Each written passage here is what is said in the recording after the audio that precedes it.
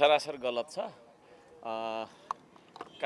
कार्यकारी प्रमुखले त्यो तरिकाले बोल्नुहुन्न र जे बोल्नु भएको छ त्यसले चाहिँ हाम्रो देशको भौगोलिक अखण्डता, सार्वभौमसत्ता, हाम्रो देश भन्ने कुरा हैन,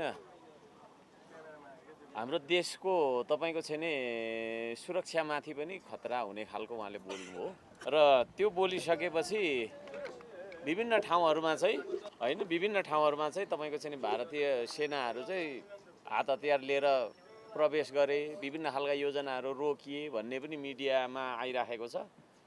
तपाईहरु नै होला मिडियाकर्मी जसले चाहिँ त्यो सम्प्रेषण गरिराख्नु भएको छ त्यो समाचार। त्यसो भएको कारणले त्यो गलत छ। उहाँले त्यो आफ्नो भनाइलाई सच्याउँदै माफी माग्नुपर्छ भन्ने हाम्रो माग छ। माफी माग्नुपर्छ उहाँले माफी त माग्नु पर्यो नि त। माफी नै नमाग्ने हो त फेरि यसो नि त विश्वले त हेरिसक्यो। त्यही भएको कारणले गर्दाखेरि उहाँले बोलिहाल्नु भयो। अब त्यही आएर रोस्टममै आएर फेरि उहाँले मैले यस्तोमा बोलेछु भनेर चाहिँ भन्नु पर्यो। त्यही भनेन भने त झन् साह्रो भएन नि। खोइ मलाई चाहिँ अब नियत अब प्रधानमन्त्री जस्तो मान्छे कसरी चिप्लिनु भयो होला र चिप्लिनु पाइन्छ र भन्ने कुरा हो। म त चिप्लिनु पाउँदिनँ यहाँ भने। अर्को कुरा म अचम्म लाग्छ, तालिकामा हाम्रो बैठक थिएन क्या, 17 गते थिएन। त्यसले गर्दा म चाहिँ घर गएको। बिदा पनि भन्छ क्या हो आइतबार त होइन, बिदाको दिन राख्नु भएछ, उहाँ बोल्नु भएछ।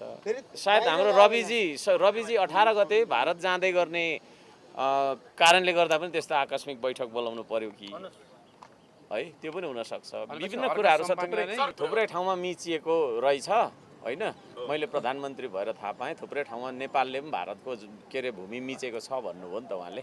त्यो गलत भयो क्या। कहाँनिर चाहिँ मिचेको हो त, कहिले मिचेको हो हैन, कति सेना अथवा सशस्त्र अथवा कुन तरिकाबाट चाहिँ त्यहाँनिर परिचालन भएर नेपालले भारतको भूमि मिचेको हो त भनेर भनिदिनु पर्यो नि त उहाँले हैन। माफी माग्नुपर्छ, एटलिस्ट त्यो माग्नुपर्छ। त्यस पछाडि मात्रै हामी बजेटमा जान्छौँ हैन।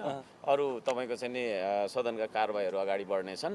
होइन भने त्योभन्दा ठुलो विषय त्यो बजेटको विषय केको विषय हुन सक्दैन। त्यस्तो त म भन्दिनँ। मसँग किन डराउनु पर्यो र। म चाहिँ अब एउटा सानो मान्छे। प्रश्न त मेरो रहन्छ प्रश्न हो। त्यो कुरा देखियो के हो, त्यही कुरा देखियो भारतलाई रिजाउनलाई गरेको हो कि भन्ने खालको चाहिँ नि त्यो पनि देखियो हैन।